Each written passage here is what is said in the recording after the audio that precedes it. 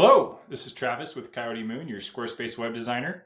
In today's tutorial, I'm going to walk you through how to add a drop cap to a blog post. So a drop cap is essentially just putting the very first letter of the blog post in a very larger font size. And this can be appealing.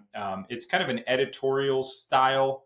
You'll see it oftentimes in newspapers, but I just think it's kind of a really cool customization that's super easy to add through CSS to your Squarespace site to really up level it. So without further ado, let's go ahead and jump on into the tutorial. By the way, you will have the CSS code linked in the description of this video. So feel free to just copy and paste that into your own. There will also be a couple elements within that code that you can modify and change to really make it unique to your brand and website. So without further ado, let's hop on into the tutorial. So as we see in this blog post, it's just a regular blog post where we have the blog post title, an image, and then the post itself. We are going to turn the very first letter, which in this case is F, into a drop cap. So doing so requires the first step of accessing your custom CSS window. Okay, so now that we have the custom CSS window, we are going to add the following code. Again, this can be found right in the description of this video, so feel free to add it. And as you can see, we have turned that normal, everyday, ordinary, boring F into a drop cap. Not only is this going to be more engaging for your site visitors, I think it just looks beautiful. So let me walk you through the code really quick. So it's basically targeting the blog item wrapper. By the way, this is 7.1 CSS code. If you have a 7.0 site, you should probably upgrade to 7.1, but feel free to reach out and I can give you the code for the 7.0 version as well.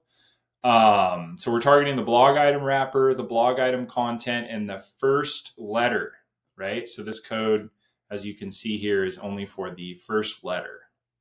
We have a font size of 8.2 rem. This was just kind of a nice balance for this specific site.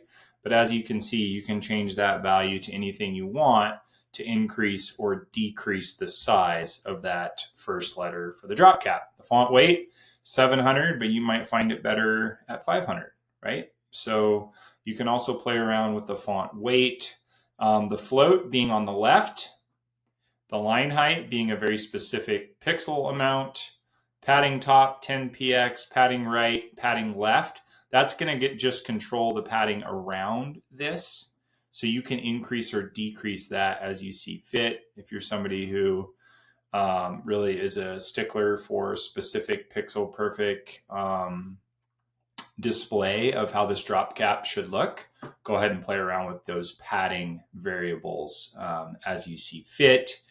Margin left is 0px, meaning it's flush here. The color, this is one of those variables that you can change. So we could say pink. So you can change that color to fit your brand color palette. Font family, I have set as variable. So basically it's just taking the heading font, but you can also add any font you want in this field. So if you wanted to change it to Poppins or something else, you could change that font family here. Okay, awesome. That's it to the tutorial. It's going to be rather large on desktop, but it actually looks really good on mobile too. But for instance, if this letter was too small or too big, you could just write a mobile specific rule that targets any instance where the browser is less than 767 pixels. Okay, so that is this tutorial. Be on the lookout for the next tutorial, in which I'm going to showcase how to add a next and previous title that sits sticky on the sides of your blog page, so that instead of having to scroll to the very bottom to see that there's a next and previous blog, they can see that sticky anywhere when they scroll within the blog post. Okay, great. Let me know if you have any questions, comment, like, subscribe. Coyote Moon Creative is my channel. Coyote Moon Creative is my business. I've been building custom Squarespace websites for clients globally for the past 3 years. Before that, I spent about 8 years as a Squarespace employee. So I have a ton of knowledge within the Squarespace ecosystem, and I love to share it with you. So thank you so much for watching.